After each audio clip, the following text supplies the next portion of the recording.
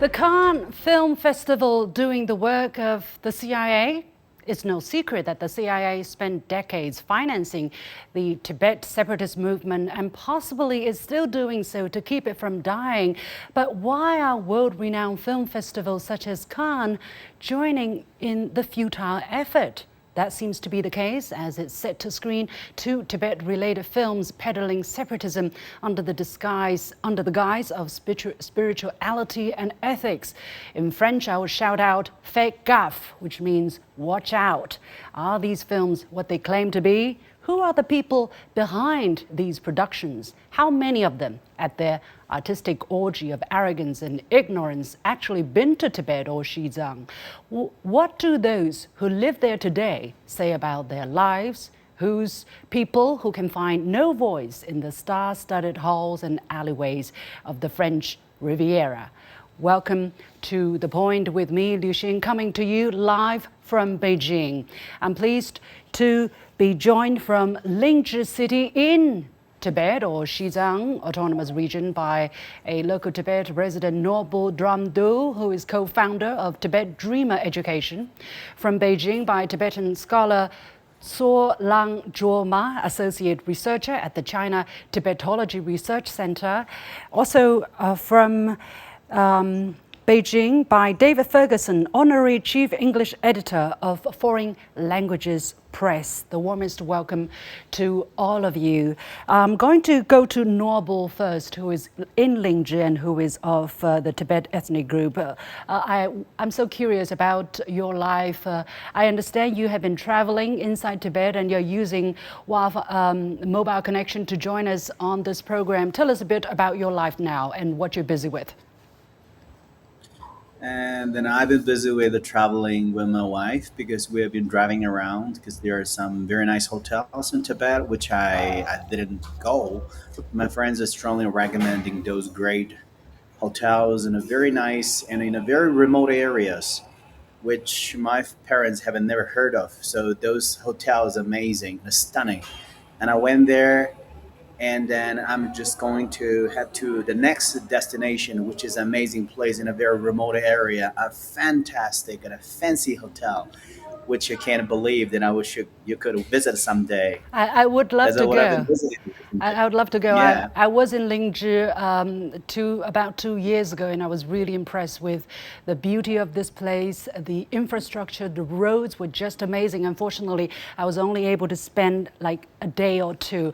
But I want to show some images. Probably, Noble, you're not able to see these images, but our audience will be able to see. And these are archive images, and I'm going to warn people that they might be distressing. These are images of Old Tibet, where serfs, you're looking at serfs who are shackled and who may have already been punished, amputated, but being forced to work in fields in very harsh conditions. And these are the kind of images that people are not seeing outside of China. And Noble, what is life really like in Tibet now? Are there still slaves being shackled and forced to work in Tibet? How big is the gap between what these pictures are showing of old Tibet and today's Tibet? and then you can believe that where I am, I'm in a coffee shop actually, because a bunch of a lot of people are enjoying a lot of new things like a coffee, and then they turned that coffee shop in the night and turned into a cooktop like a party place. And then there's a huge change, and there's a nothing like what you mentioned just now about the slaves and things. Just the people are just like following what they really like to do in their daily lives. And the evening, it's a very interesting place to be too because people have a like hang out with their friends at night and spending a lot of time together. Yeah, that's what it is now. Well, when people talk about Tibet from outside of China, especially in the West, they seem to have a very idealized image of this place, as if life was very good, the slavery was not a problem, and now life has tremendously deteriorated. There's no freedom. It seems to be the opposite of what has been happening on the ground. Noble, what is your comment? Okay, actually, I visited Japan in last month, And then in my mind, the Japanese people definitely they're wearing their traditional clothes everywhere, but I found they're wearing suits and ties and carrying their suitcase and going everywhere. But what I was expecting is I thought like people are wearing those kind of clothes everywhere they go, and they're singing those Japanese style of music. But actually, when I see them, they're not doing that things like that. So definitely, I can believe that like people outside of Tibet, they probably think like Tibetan people are living life like this, but actually here, a lot of things are being modernized, and a lot of things probably go beyond their imaginations. So I wish people could come to Tibet and see Tibet with their own eyes, because this is about a globalization. It's becoming like a global place. Like people are gonna very much well connected. Now I'm using the internet that connected to CGTV anytime, like a very conveniently. So a lot of things are changing here. Okay, thank you very much, Norbo. I don't want to keep you much longer from your travel, so I wish you all the very best and have a great time. Let me get to, Thank you. yeah, thank you for being on the show again. Let me go to David. David, you have been to Tibet, you have written about Tibet, you have read about Tibet, and actually your perception completely flipped. Tell us a bit, however, about these film festivals. It seems there's a penchant among these European film festivals, those in Switzerland in particular, about showing, the spiritual side of things. But if they care so much about human rights and, freedom, why aren't they showing at all the images of the slaves, of the serfs that I showed, that were living under the Dalai Lama rule in pre-PRC Tibet? Good morning, Lucine. It's a pleasure to be here. Yeah, the question's a very pertinent one. The fact of the matter is that in the Western media now, there is no longer any diversity. 10 years ago, I come from the UK, 10 years ago, you had a broad range of opinion, and you could read objective coverage of almost any matter. But there's been a concerted effort over the last 10 years to collectivize the Western media, and now there is no diversity of opinion. There's a narrative to be presented, and you find that narrative unbroken. And that means that on an issue like Tibet, you're not going to get alternative views. There's a story to be told in Tibet. It's a story about happy peasants tending their yaks in the idyllic pastures of Tibet under the benevolent gaze of the Dalai Lama. And then China came along and ruined the whole thing. And that's the only story that you're going to get. That sounds very sad for me. I mean, these people, we're in Switzerland, we talk about people of highly educated background, we talk about a lot of money as well, and yet it seems there's great ignorance and unwillingness to face the changing reality. Let me get some, hopefully, answer from Stephen Broer, who's chairman of the Belt and Road Institute in Sweden, and he's joining us online. Now, good morning, Mr. Broer. As I mentioned, there are two films that are set to be screened in Cannes, one of the most prestigious film festivals, and they have been funded by Swiss and American money, directed by people who have never probably been to Tibet, either in the past nor today, and it's largely associated with the Tibetan exile communities being shown on such powerful platforms such as Cannes. Of course, people are going to say they have the freedom to show whatever they want, but why are they not showing the images of serfs that were living under Dalai Lama's rule when they talk about the old days, when they talk about inner peace? What about the inner peace of these serfs? Well, I've had the opportunity to visit Xizang in May of last year as part of a delegation, which was eye-opening for me to actually experience the life of the people in Xizang, as it's called in the West Tibet. And the picture was completely different than the picture that is put forward by the mainstream media. They're playing a game that is, it's a political game that is built on a kind of romantic vision of life in Tibet under the Dalai Lama that is been undermined by autocratic Chinese communist dictators. This is just a consistent but unbending view that is presented to people in Europe and the United States especially, who have absolutely no knowledge of what the reality is. And that is the mindset that they want to present without any kind of balance or realistic picture. Unfortunately, it's an uphill battle because there are many questions, I believe, which are connected to the issue of development in Xizang as well as Xinjiang, which are not the Western world is not happy with the developments that are actually related to, in my view, the Belt and Road Initiative and forward development to eliminate poverty. And what we saw when I was in Xizang was massive amounts of development, real attending schools, or one school where we saw that the story that they are repressing the Tibetan language is completely false. They are teaching Tibetan language together with actually English and Chinese, and the people feel that their lives are moving forward. But this attempt to try and romanticize serfdom is just part of a viewpoint that is only consistent with many of the aspects of what you might call the old European colonial world, which does not want to recognize that the world is changing and developments in Xinjiang are part of it.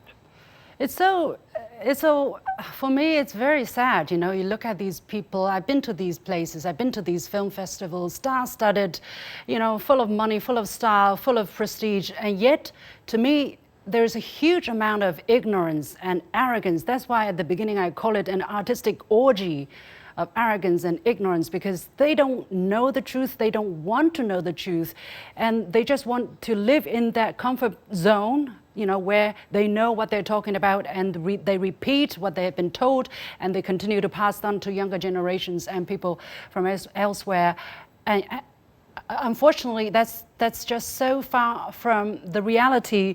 Zhoma, let me get to you. You are from the Tibet ethnic group as well. You're from Tibet Autonomous Region. How do you look at the disconnect between the reality and the Tibet that's been stubbornly held by some people in the know, influential people in the West? Okay. First, thank you very much for having me here. And I want to say, old Xizang. I think there is a huge difference between the old Xizang and the modern Xizang. I think the old Xizang it is like a very backward, and it's not good. It's not ideal society.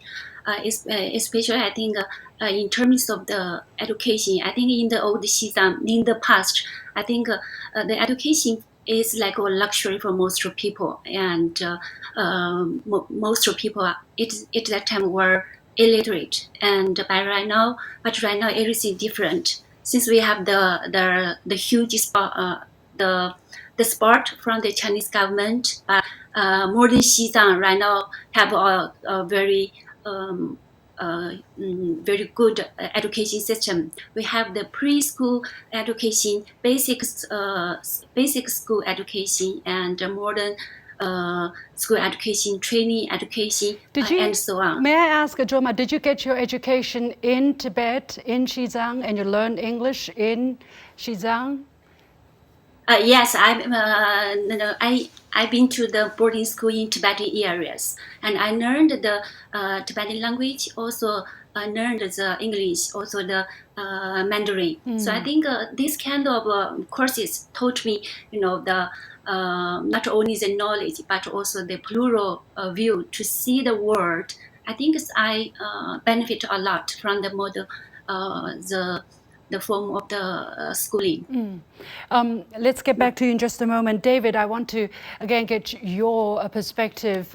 Why do you think such films, such as the one clearly carrying a political message of demonizing China, even advocating separatism, Tibet independence, are being given such platforms? I mean, they talk about freedom of expression. What about those who are not represented from Tibet, like people like Noble, people like Droma? They have different voices, but they're not given the platform in Cannes.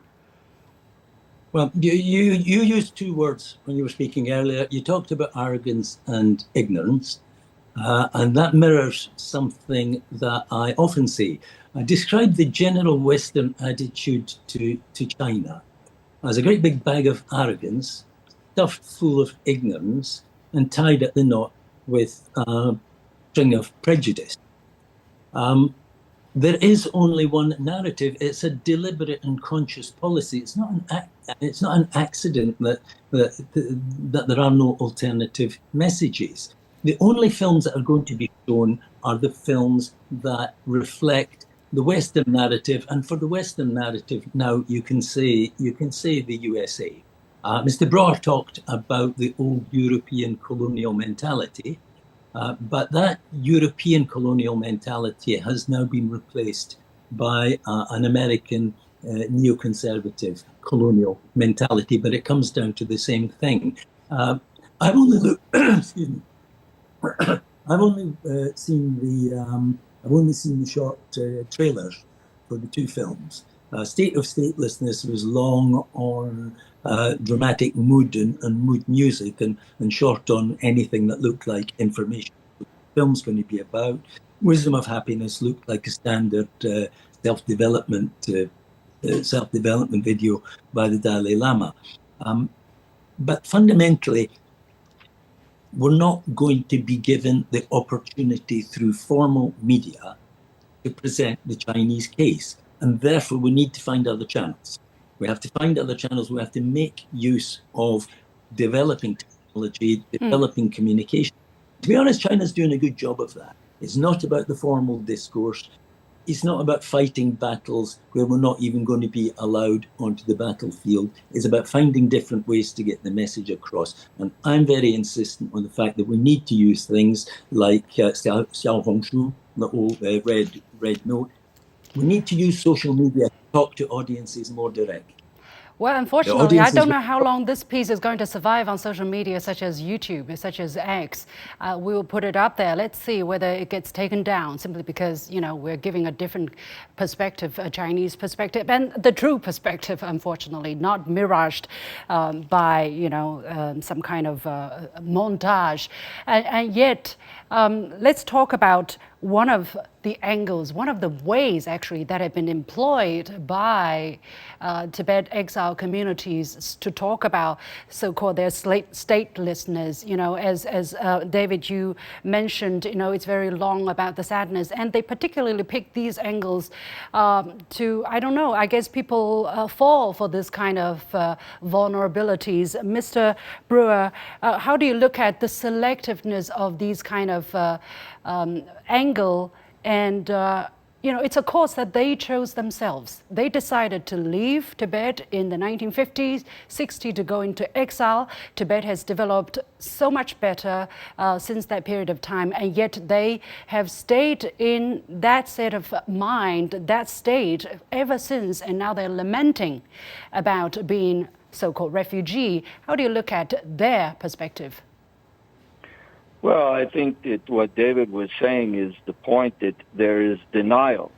They and as you pointed out, when you attend these film festivals, there's no interest in having even what I would call a Socratic dialogue. You may not always agree with another person, but if you're basing your ideas on human reason, which we should be, then you are open to at least hearing perspectives that don't always reinforce your own viewpoints.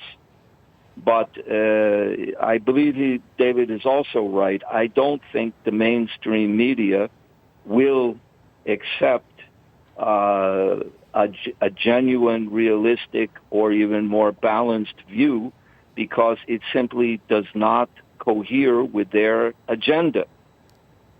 And it has nothing to do with whether it's the reality, but that problem, as I think he also mentioned, is a problem of, unfortunately, in many respects, Western, European, and American inability to recognize the developments that are emerging out of China, especially since the time of China opening up and becoming a global force and influence in development and in those areas which I work as the Belt and Road Initiative. It's the same problem. They do not want to have a accurate and objective, even balanced view of what this initiative represents. Yeah. Well, so I think we have to find, I'm very happy to be on your program, and I believe that it is a channel we should use to bring reality forward. But I think we have to look for other channels which will pass by this kind of censorship, which is unfortunately dominating the positions of Mr. Brewer, whose loss is this going to be if the situation is not corrected? Well, I mean, it depends in what context. I think it's in any time when reality is being distorted or completely blocked in almost all ways, we all lose. Because that's in my view, fundamental nature of human progress, is to be able to engage in dialogue for the advancement and progress of human civilization, which China is playing a great role in right now. And I was there to see these developments in Tibet. So I think that it's a great factor that you are having this program. I'm very happy to be on it and to help to get this viewpoint across. I am the Belt and Road chairman in Sweden, but I'm also an American citizen, a native-born American citizen born in the U.S., and I also see the same problem, if not even more seriously and more problematic. David, let's get back to you a little bit. You were talking about Uncle Sam's wet dream for Tibet, because there is the CIA, which has played for decades a very important role to keep the exile movement alive. How do you look at the future prospect of this movement? Is it struggling? Because no way there's going to be some so-called free Tibet or Tibet independence movement. It's not succeeding. But what do you see going forward? Okay, let me first of all point out that I've been to Tibet once for a couple of days. So I'm not an authority on Tibet, but I'm more of an authority on Tibet than 99.9% of the Free Tibet movement who've never been to Tibet at all. Secondly, you raised the issue of the CIA. I know a fair amount about the modern history of the Tibet, not from Chinese sources, but by a book by a man called John Kenneth Knauss. I wish I had it here to show you, but unfortunately I lent it to a friend. John Kenneth Knauss was a CIA operative for 40 years. He was in charge of what would now be described as SIPE in Tibet. What's the name of the book? It's called, oh yeah, I beg your pardon, it's called Orphans of the Cold War by John Kenneth Knauss. I would recommend to anybody to get hold of that book, because it contains hundreds of pages, not written by a Chinese person, but written by an American, documenting exactly what the CIA got up to for 40 years in Tibet. And it's a real eye-opener. Now, yes, beg your pardon. Are you recommending this book because he was exposing the dark history of CIA's Tibet-related operation, or was he touting it? No, absolutely. This is a man who believed intimately in what he was doing all his life. He thought he was in the right. He talks about Tibetans all the time. It doesn't seem to occur to him that the Tibetans that he is talking about are a tiny minority. But he believed in what he was doing. So it's safe to assume that if he says in the 1950s or the 1960s, the CIA was doing X, Y, Z in Tibet, it's safe to assume that he's telling the truth. He believed in it. He thought he was right. All right. The signal is not very good, but we got the name of the book, Orphans of the Cold War, you said, David? Orphans of the Cold War, John Okay. Kenneth. From K-N-A. Kenneth Knaus. Check it out. I'll recommend people to check it out. I'm certainly interested. Actually, there are a lot of accounts of the old Tibet by Westerners, even as they were forming the international image of Tibet. But Joma, let me get back to you. 3 minutes left. There has been remarkable progress as far as I understand. For instance, life expectancy have more than doubled in Tibet. The population also grew more than 3 times, from 1 million to 3.7 million, something like that, and the comparison between the pre-PRC time and up to now. Why is it in China's interest to keep Tibet stable, prosperous, and continuing to develop? Oh, I think actually today I want to say I want to talk about the movies. I think I want to say the movie is just like it's a form of art, and it's including the fictional element, and I think it cannot represent the real Xizang. I think the real Xizang, the modern Xizang, is very affluent, and it's developed very well, and so I think if one really want to have an accurate perspective of the Xizang, I think people should visit the Xizang personally and to feel it personally, and to view it personally, and to have a correct and accurate perspective of the real Xizang. Because the real Xizang is very vivid and very advanced and very good. I understand. I've been there, so I understand what you're talking about. Mr. Brewer, very quickly, you are trying to bridge the gap between what's happening in China and the understanding of China in the Western world. What has been successful? What has not been successful? Within 1 minute, can you? Well, it's a lot of hard work. I did want to make this one point that Tibet is an extremely beautiful province, self-autonomous province in China. The environmental conditions are marvelous. The work for evolving water projects, the so-called roof of the world, all of the propaganda which states how the Chinese are exploiting or undermining this is also one way that they are manipulating people in the West to believe that this improvement of lifestyles is based on the exploitation of the environment. This is also completely false. The visit that I was able to make was enlightening. We have to leave it there. Yeah. Sorry. I think we have to work for opening up people's eyes in many different areas. Absolutely. And we have to leave it there. I'm happy to join you in other programs where we can further the enlightenment. It's very important. Thank you, Mr. Brewer, Chairman of Belt and Road Institute in Sweden, and many thanks to Solang Joma and David Ferguson. With that, we come to the end of this special edition of The Point with me, Liu Xin. On behalf of the whole team, thank you for watching. You've got the point.